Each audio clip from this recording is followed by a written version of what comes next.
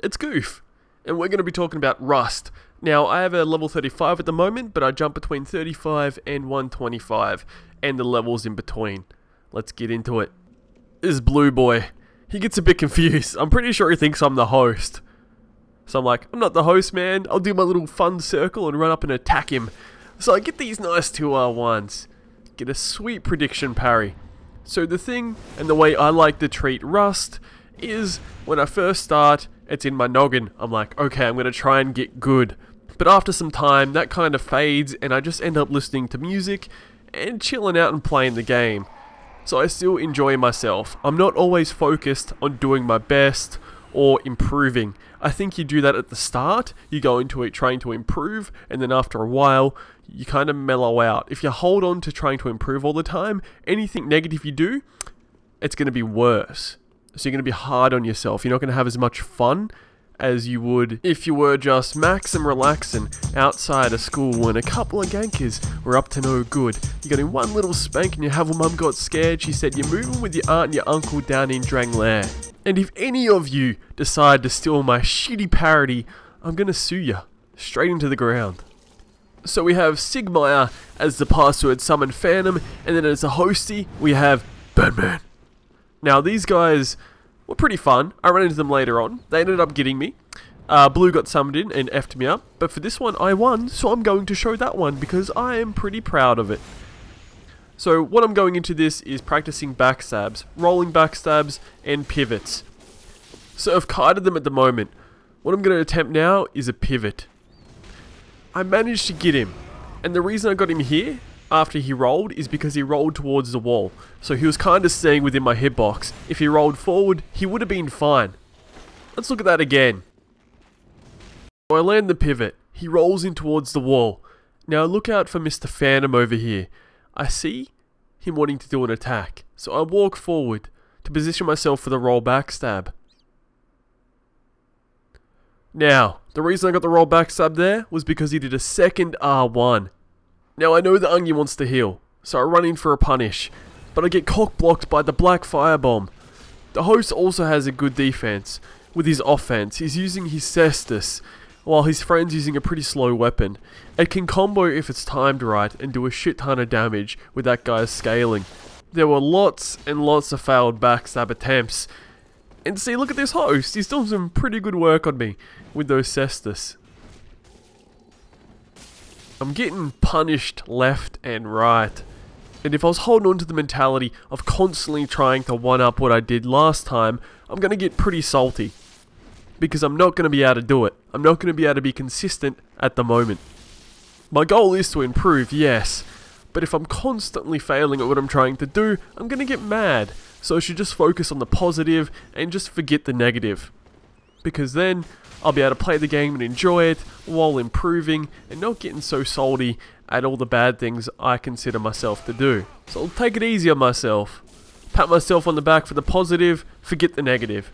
Easy peasy. Batman has been punishing me with his firebombs all day. That backstab felt really good. To finally put the hurt on all the backstabs he caused to fail. There is some latency between me and these two, so I wasn't confident about trying to parry their attacks. It's why I didn't go for any. I'm low on Estus, and I kind of want to dip out, change the fight, take some aggression off, and try and get some punishes on these two. This wasn't a mistake, this was intended. This is an intended goof mechanic, is to manipulate elevator shafts and ladder shafts. This was a goof though, but luckily, gravity, he giveth and he giveth. He put me down the shaft, but he put me in a position where I didn't die from the fall. Thanks, gravity. So I'm pretty scared of Onion Man giving me a plunge attack, so that's why I haven't dropped down yet. I'm trying to bait them out using the point of view, so to them, it might look like I'm on the ground. After some time I was like, it's whatever, and jumped down to climb up the ladder. Oh no! Mr. Sigmire over here, thought he'd do a cheeky plunge attack, goes for a heal, but I plunge attack him. Batman comes down in style with his superhero drop. Mr. Blue also superhero drops down, but I got the host. GG's everyone.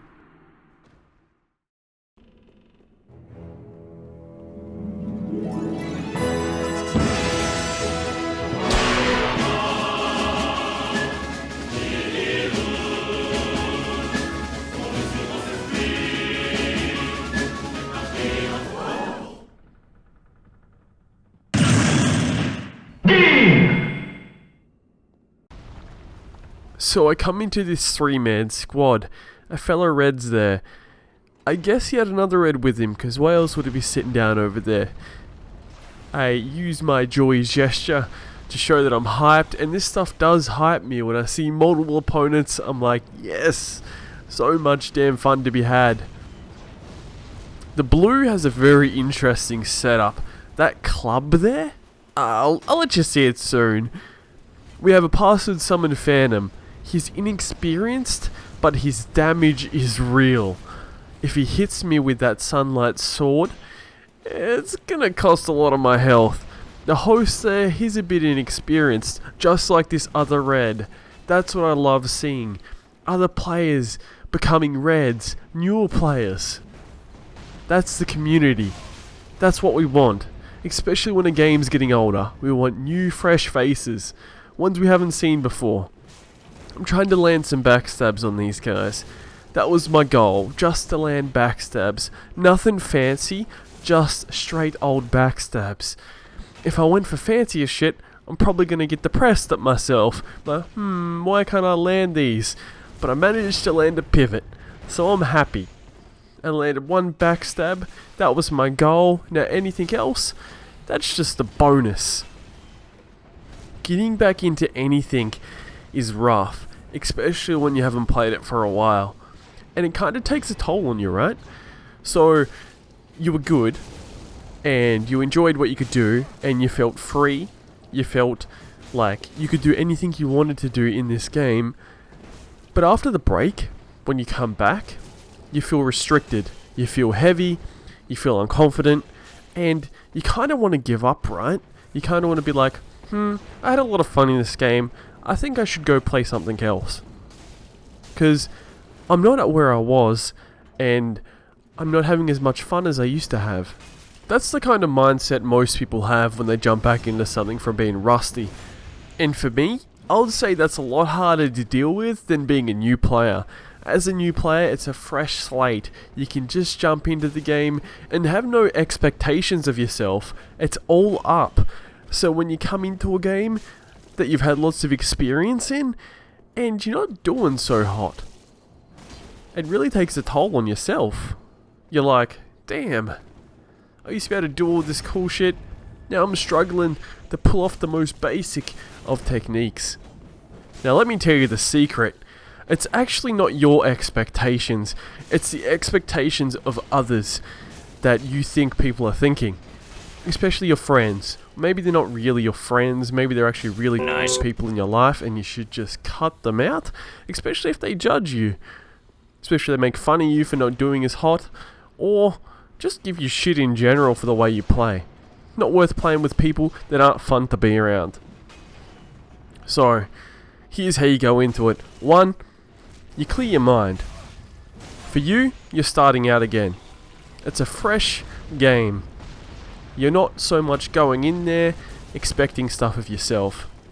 So if you don't expect stuff of yourself, and you don't listen to other people's opinions, then you can build yourself back up into how you were playing.